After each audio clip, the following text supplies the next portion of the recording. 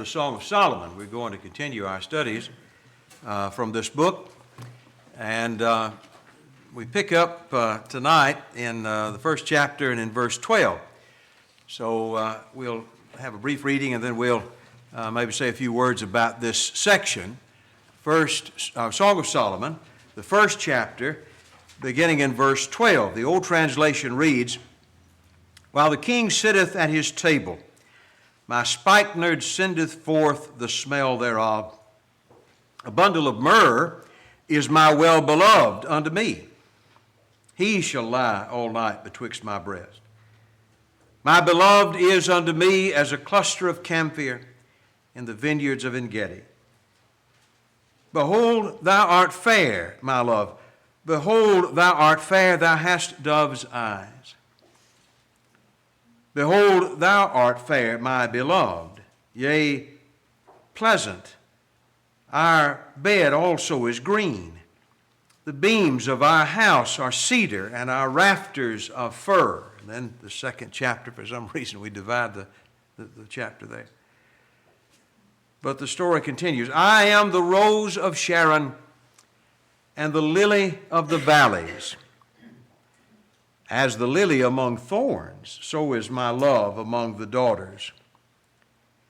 As the apple tree among the trees of the wood, so is my beloved among the sons. I sat down under his shadow with great delight, and his fruit was sweet to my taste. He brought me to the banqueting house, and his banner over me was love. Stay me with flagons, comfort me with apples, for I am sick of love. His left hand is under my head, his right hand doth embrace me. I charge you, O ye daughters of Jerusalem, by the roes and hinds of the field, that you stir not up, nor awake my love, till he please." We've said before that one of the challenges in this song is that it's difficult sometimes to know who's speaking or to whom they're speaking. But I want to express what I believe to be the point here, and I think there's some really practical points that are made. We pick up in verse 12. We've looked in previous lessons about what I believe to be the setting of this. I believe that the Shulamite, who is the center of attention of this song, has been taken away from her home and brought into the control of Solomon. She's been put with the daughters of Jerusalem, with this harem, and she is there, the focus of Solomon's attention. But this is not where she wants to be. And so, you get a picture of that in verse 12 there. While the king sits at his table. This is quite an elaborate setting, I'm sure. It doesn't go on to describe what it must have looked like, but we know from other passages about Solomon and the glory of his surroundings. When the Queen of Sheba came to visit, you remember how she said, "The half hath not yet been told." I heard so much I didn't believe it, I found out it was undersold. When she just saw the way the servants were dressed and how they ate and all the surroundings of it. So you can imagine the most elaborate kind of setting. And here is the Shulamite sitting at the king's table.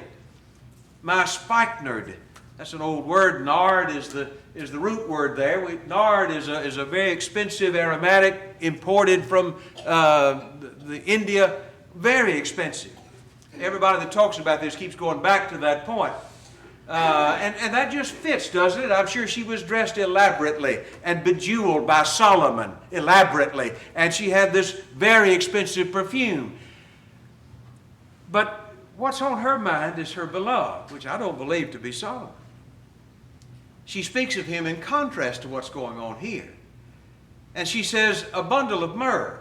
Myrrh is also of some value. It's also an aromatic, but it's not in the expense category of nard. But she says, my beloved is to me a bundle of myrrh that lies on my chest. I don't think she's saying here, a man literally sleeping with her every night. But I think she's thinking about him, and as she takes a simple bundle of myrrh and maybe goes to bed with that, what she's thinking about is this shepherd that has her heart and that is to her, well, a cluster of camphor, she says in verse 14. in the vineyards of En-gedi. All this finery going on around her, she's thinking about the country, and she's thinking about this shepherd that she's had a relationship with for some time. He's described as a cluster of camphor. Your translation may say something about henna, and I think that might be the best understanding of what that word means. Henna is a plant that has a lot of different uses. It grows out in the wild. It's known for maybe its aroma, its smell, and some other things as well. But I think the other part of that statement is interesting too. My beloved is to me a cluster of henna in the wilderness of En-gedi. That helps to fill out the picture. Where is En-gedi? Well, you see it on this map. It's on the west side of the Dead Sea, about halfway down. And here's some photographs. It's an oasis, always has been. It's a beautiful place in a very arid region. So get the picture as she draws it here. My beloved is to me this beautiful work of nature, surrounded by a great deal of desert. One fella, I think it was the Interpreter's Bible, who made the point that En-gedi was an oasis west of the Dead Sea in one of the wildest, most desolate spots in the whole of Palestine. The surrounding desert was symbolic of the tenuousness of life and the obstacles which constantly endangered their very existence. I think of it as simply, she's saying, the whole world is a desert, but you and I have found an oasis. There's that special relationship between them that you can't buy with money and that can't be substituted with finery. It's a glorious picture, as I think this whole song is, of romantic love, monogamous love, as God designed it. So in verse 15, we find these words. Thou art fair, my love, behold, thou art fair, thou hast dove's eyes. I mentioned to you, it's a challenge sometimes to know who's speaking here. And this is one of those verses to me that I struggle with. I think it's a man speaking, and speaking to or about the Shulamite. It could be the beloved. He's certainly on her mind at this time. But it may also be the king, which I see to be a different person. The reason why I think it could be the king is because over in chapter 4 and verse 1, we find almost exactly the same words, and I think here it is the king speaking. Chapter 4 begins, Behold, thou art fair, my love, behold, thou art fair, thou hast dove's eyes within thy locks. Thy hair is a flock of goats that appear from Mount Gilead. We'll get to that. I think that's the king speaking. And so it may be that as she's here and she's bejeweled and perfumed and lovely, that he utters these words to her, that you are beautiful and you have dove's eyes. But if it is Solomon speaking, I think her heart is still centered on her beloved. Behold, thou art fair, my beloved, yea, pleasant. Also our bed is green. The beams of our house are cedar, our rafters of fir. What's she talking about here? While she's in this magnificent house, what she's thinking about is her beloved in a rural setting. Get the picture here. I don't think she's saying here, we've got a house somewhere that's got cedar beams on it. What she's saying is the cedar is the house, and the fir tree is the house, and the floor is the green grass. Here's a picture of her and her beloved in days gone by, sitting out on the grass under the shade of these beautiful trees. That's the kind of mansion that she longs for. That's the kind of relationship that fills her heart. So it's not the finery of Jerusalem, but it's the fir trees and cedar trees and the green grass that she longs for, and her beloved, his presence. I think the same discussion continues on in what we call chapter 2. In chapter 2, and in verse 1, we read these words, I am the rose of Sharon and the lily of the valley. We recognize that phrase, don't we? I am the rose of Sharon. through the years, people have maybe had some creative ideas about what the Rose of Sharon referred to. I found this in a book of essays by Charles Spurgeon. You may or may not know that name, but he was a very famous 19th century Protestant preacher. And in talking one time about the Rose of Sharon, among other things, he said this: among the flowers, the rose is considered to be the sweetest, but Jesus is infinitely more beautiful in the garden of the soul than a rose can be in the gardens of earth. He takes first place as the fairest among 10,000. He is the sun, and all others are the stars. The heaven and the day are dark in comparison with him. For the King in his beauty transcends all. I am the Rose of Sharon. This was the best and rarest of roses. Jesus is not the rose alone. He is the Rose of Sharon, the best of the best, and so on. I just don't find any evidence, first of all, for a connection between this expression, Rose of Sharon, and Jesus. There are a couple of songs in our book that I've sung all through the years. They're not my favorites, frankly. Now, if you want to lead them, I'll try to make do with that and say, well, I know what's intended. But when you look at the expression, the Rose of Sharon, I don't think it's a boast or a brag. I think it's really a statement of self-depreciation. The Cambridge Bible talks about this, and by the way, we're not exactly sure what it was. I'm sure of one thing: it probably wasn't the kind of rose you buy at the local florist shop that we know of as the rose. They offer several offerings here. One of them here suggests it's a flower that's found everywhere in all soils and all situations. A country wildflower, as somebody put it. It's not intended to be a brag on the part of, and by the way, who's speaking here? I think it has to be the Shulamite. She's not boasting about herself and how beautiful she is. What she seems to be saying, if I understand it, is, I feel like a country wildflower. Well, that's not exactly the way the song portrays it, is it? And by the way, if this is all an allegory about Jesus and the church, wouldn't Jesus be the king and not the Shulamite? Anyway, we'll leave that for now. But I think that the point of her statement is, I feel really out of place here. I feel like a country flower in this big city. A lily of the valleys in a flower show. She is out of place, by the way. But she's not inferior. And that's the response that comes back. Some think this is Solomon speaking. I think it's her beloved that speaks. And what he says is, as the lily among thorns, so is my love among the daughters. You think you're the lily of the valley? Well, if you are, you're a lily compared to the thorns that are around you. Good answer, by the way. That's right. The speaker here clearly values her, and she feels that valuing. Maybe something about Solomon and some of his approach made her feel inferior, fed that feeling. In the first chapter, she comes out, and one of the first pictures we have is when she first gets there in this crowd of these beautiful, refined women. She says, don't look at me because I'm sunburnt. I've been out working the garden.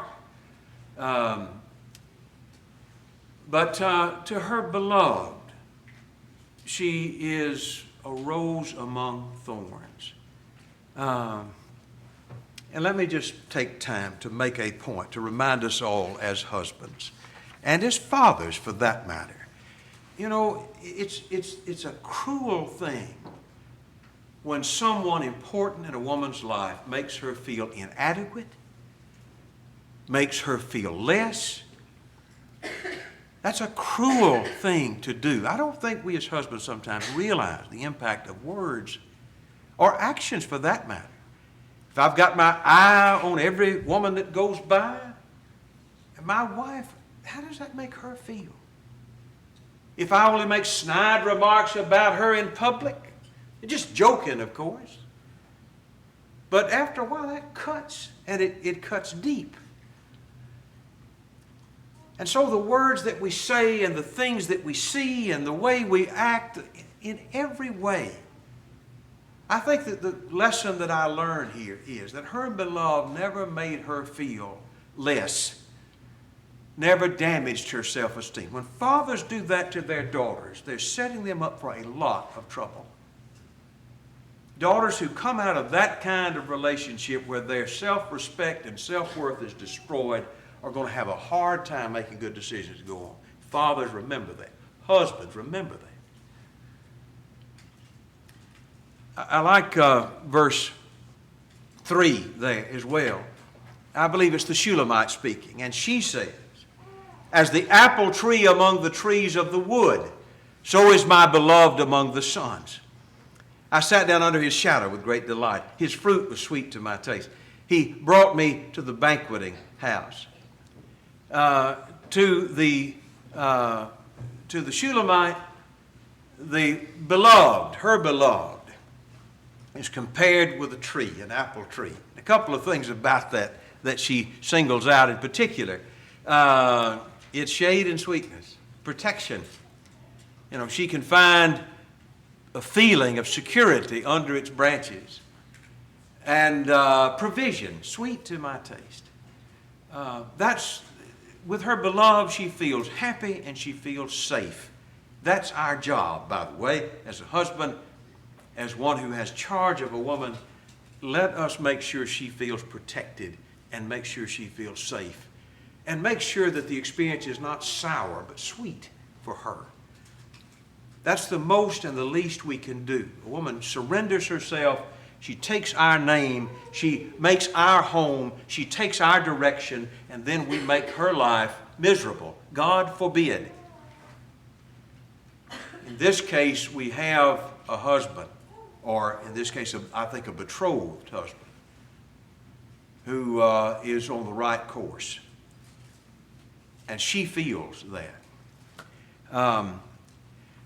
I heard a fellow lecture one time about husbands and wives and that marriage relationship. He was not a member of the church, actually, but he had some good ideas, even if he was a worldly man. But he made this point in his lecture, and it stuck with me. He said, you know, when you hear a group of men talking about their wives, typically, not necessarily all the time, but typically what you will hear are those husbands talking about something that they do or have done for their wife. I fixed this for her. I built this for her. I took her here. I bought her this. That's not uncommon when guys are talking about their wives. You know why? Because men are proud of that. But he made this point. He said, if you find a group of women talking about their husbands, they don't talk about what they do for their husbands. You know what they talk about? They talk about what their husband's done for them.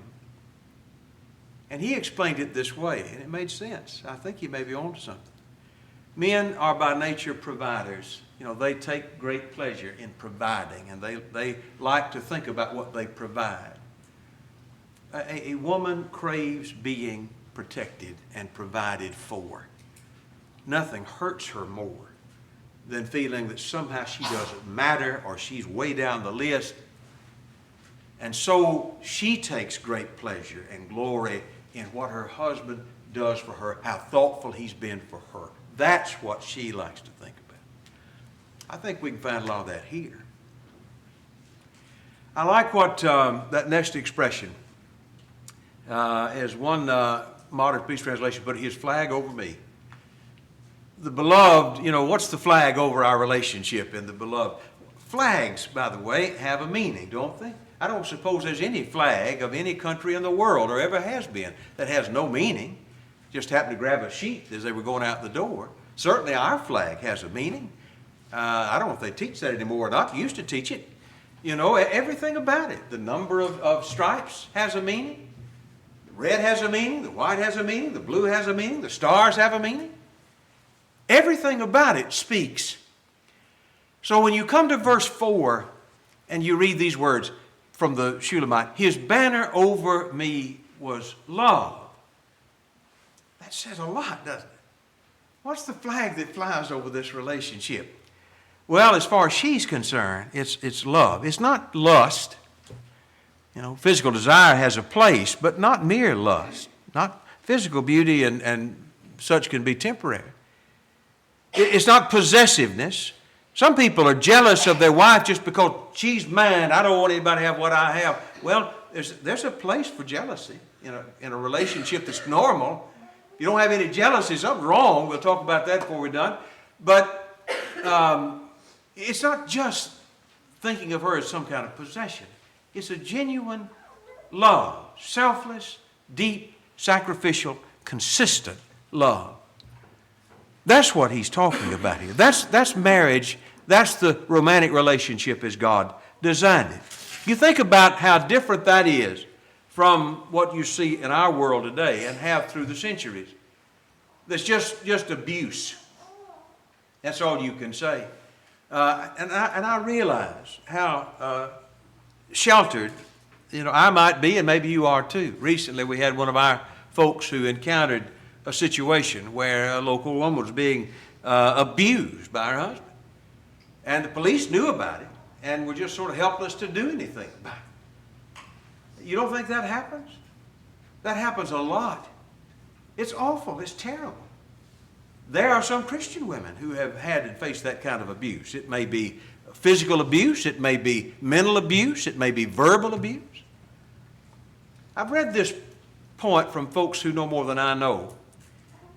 And I'll say this to our young women here, that in many cases the point is made that this type of behavior will start fairly early in a relationship. But the great mistake is that there are women who say, well, I can change him. Well, I can, things will be different. Likely they won't be different. Don't marry somebody to change them. And if you do, you're signing up for a lot of heartache and a lot of hurt. So we certainly say to those who would be husbands, you got to do better than that. A lot better than that. And to those who are wives, be wise. Folks tell you who they are, believe them. That's not marriage as God designed it to be. That's not what God wanted out of that relationship. But all the finery of Solomon cannot divert her focus from her beloved and from the simple joys of the country. He is, to me, an apple tree. The sweet and protective nature of that. So, in verse 5, the old translation says, stay me with flagons, comfort me with apples, for I am sick of love. Stay me, sustain me, that is, with flagon, which is a cake of raisins, maybe your translation says. Comfort me with apples. I am sick of love. What does that mean? It doesn't mean I'm sick of being in love. That's not the point, is it? But others translations put I'm love sick. I'm sick from love, the ASV reads. I'm weak from passion, as one modern speech translation put it. I am sick of love sat down, perfectly overwhelmed with his own feelings, not able to proceed. I imagine if you've lived long enough, you've probably been in love. And if you've been in love, you know the feeling that this woman is talking about. And so when you are so emotionally invested and so affected by your desire for another, and especially in a time when maybe you are separated beyond your capability of fixing at the moment, what does she say? I need to be sustained with what? With cakes of raisins and apples. Will that help? Well, I don't know. Having been around some women through the years, I have found that chocolate can do some amazing things. And if you don't have chocolate, and they didn't, I suppose the sweetness of some of these other things might help. Maybe this is not as foreign as it might sound at first. But she's trying to deal as best she can with this separation and this circumstance. It's a very tenuous thing at the moment she's expressing these words. Comfort me with apples, Maybe it's because, again, she associates him with an apple tree. Maybe they spend a lot of time sitting under an apple tree. And so the apples bring her a comfort, a reminder of her beloved, who's not with her and yet's always present in her heart. Judge's going to fuss at me for not putting this on. I'm sorry. Then in chapter 2 and verse 6, she follows that up with this saying, his left hand is under my head, his right hand doth embrace me. I agree with the Cambridge Bible here. I think this is expressing a wish. I don't think that he's literally there at this time or holding her. She wishes he was. But that's what she longs for. She longs for his embrace. And that will come up again in chapter 8 and verse 3. We'll talk more about that there. But then she ends this section by saying, I charge you, O daughters of Jerusalem, by the roes and hinds of the field, that you stir not up nor awake love till he please, the old translation reads. I still am not sure what she meant by charging by the roes and hinds of the field. I've read several ideas about it. I'm not sure which is true. Maybe you have a better idea than any that I've read. Some connect it with the sort of the purity and simplicity of nature. Maybe that's not very different from a second idea, which is the freedom of nature. But as a girl who grew up in the country, she could understand how that trying to ritualize this desire, and in trying to especially take an individual and force them toward someone when her heart's in another place, would be unnatural. And so she calls to mind nature as she says, don't stir up to these daughters of Jerusalem, the women that she's been with there. Do not stir up nor awake love till he please or until it please, as some of the other translations put it. One fellow said, in other words, love is not a thing to be bought or forced or pretended, but a thing to come spontaneously, to be given freely and sincerely. I think the point that's made here is that the daughters of Jerusalem certainly would have put their influence toward getting this Shulamite to go in a certain direction, and especially toward Solomon. But that's not where her heart is, and she is asking them not to pressure her into a love that is not for her and that she does not desire. So that, I think, is the point that's made there. And we'll see this again in chapter 3 and again in chapter 8. Okay, let's go and see if we can make a little more progress back to our text in chapter 2 and beginning in verse 8. The voice of my beloved, behold, he cometh leaping upon the mountains, skipping upon the hills. My beloved is like a roe or a young hart. Behold, he stands behind our wall. He looks forth at the windows, showing himself through the lattice. My beloved spake and said to me, rise up, my love, my fair one, and come away. Let me pause and say it's a little difficult to know whether this is some literal event that's occurring. Likely there's a lot of figurative language here. Some of it may be based on past experiences. It may be rather a daydream. The picture is of herself and her beloved separated by barriers. That comes through, doesn't it? He's leaping upon the mountains that separate them, skipping upon the hills that divide them. My beloved is like a roe or a young hart standing behind. He stands behind our wall. Again, separation. He looks through the windows, showing himself through the lattice. They are divided. The circumstance here has them divided. If I understand it right, the beloved is wherever he might be, and then she is in the care of, under the control of Solomon. But she hears her beloved speak, the voice of my beloved. Did he literally find her in Solomon's care? Or is this something that she knows his speech, she knows his heart, and this is what she says to her heart. Rise up, my love, my fair one, and come away. That's again strange language if Solomon is the beloved, isn't it? She's with Solomon. She's in Solomon's control. But here is one who peeps through the lattice work and says, you need to come away with me. And notice verse 11. For lo, the winter is past, the rain is over and gone.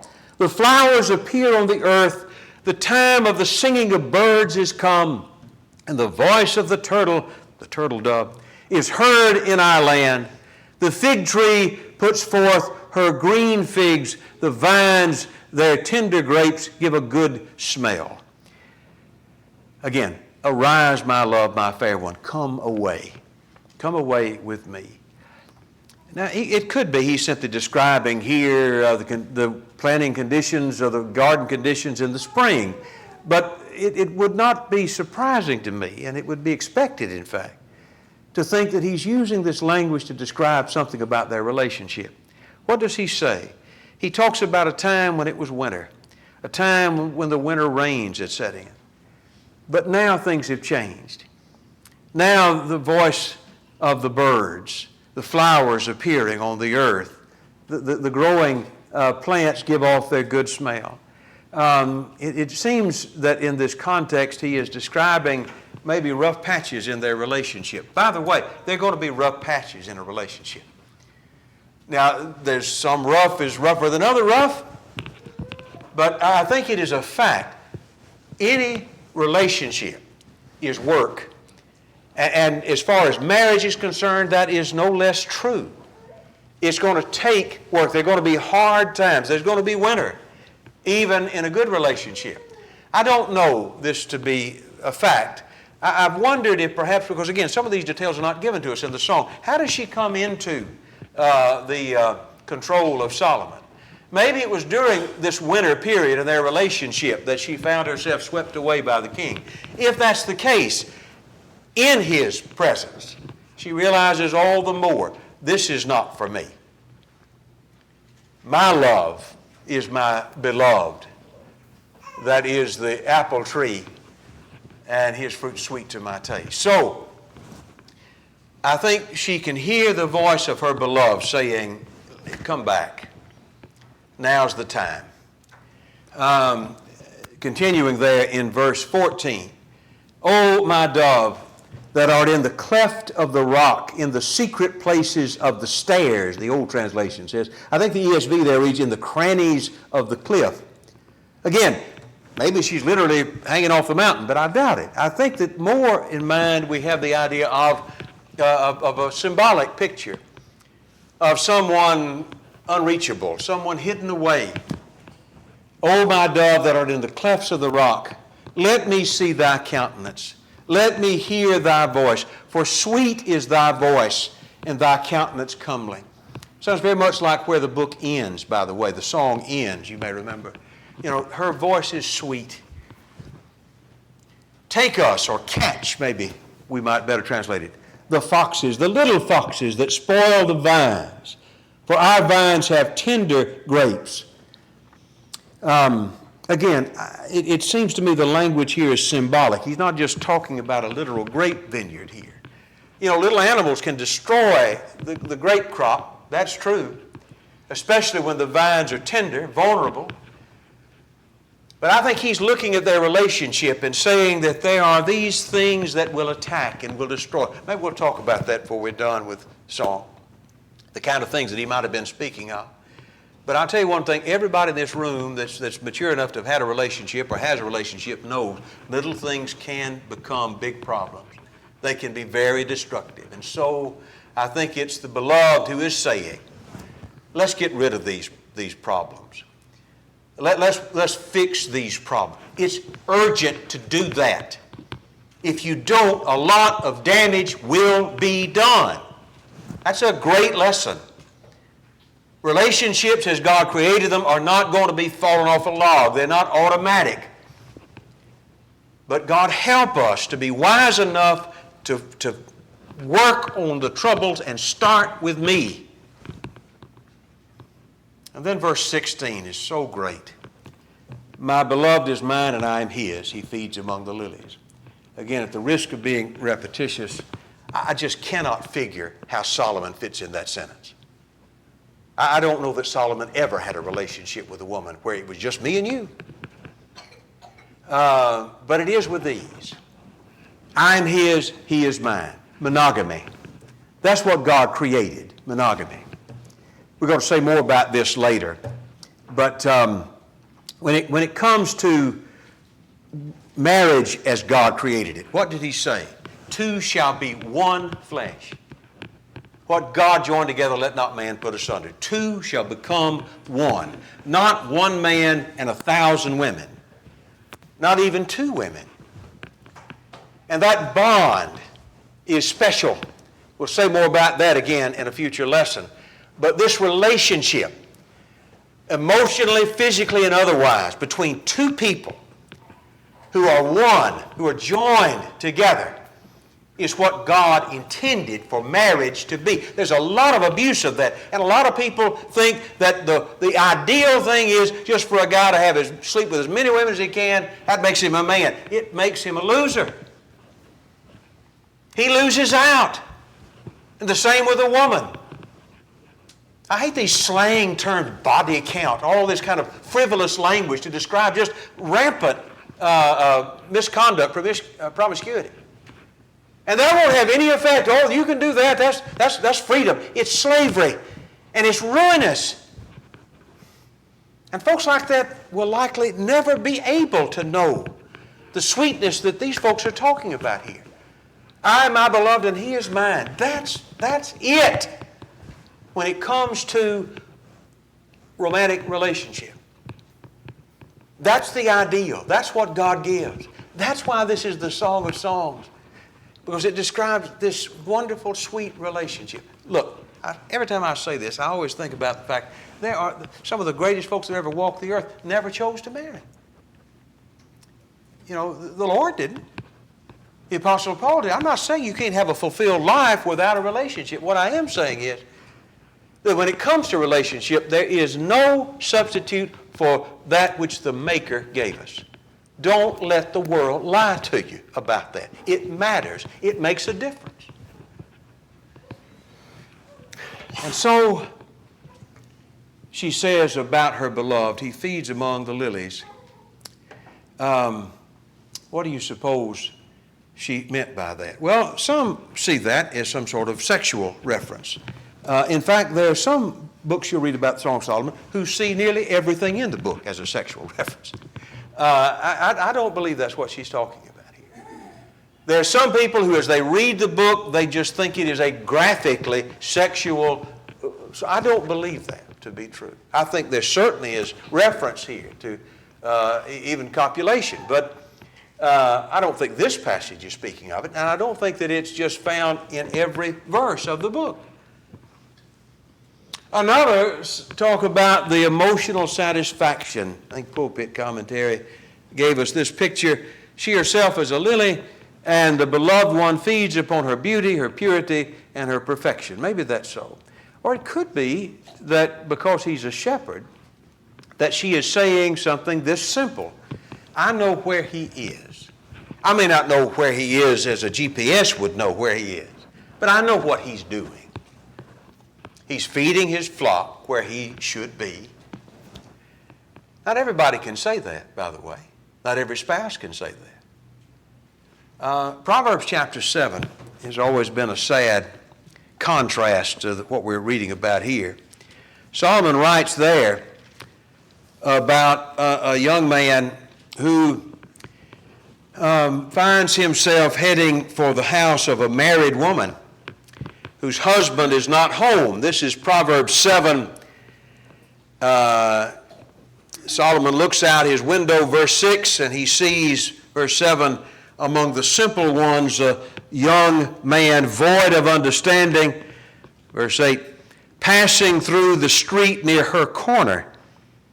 He went the way to her house in the twilight, in the evening, in the black and dark night. And behold, there met him a woman with the attire of a harlot, subtle of heart.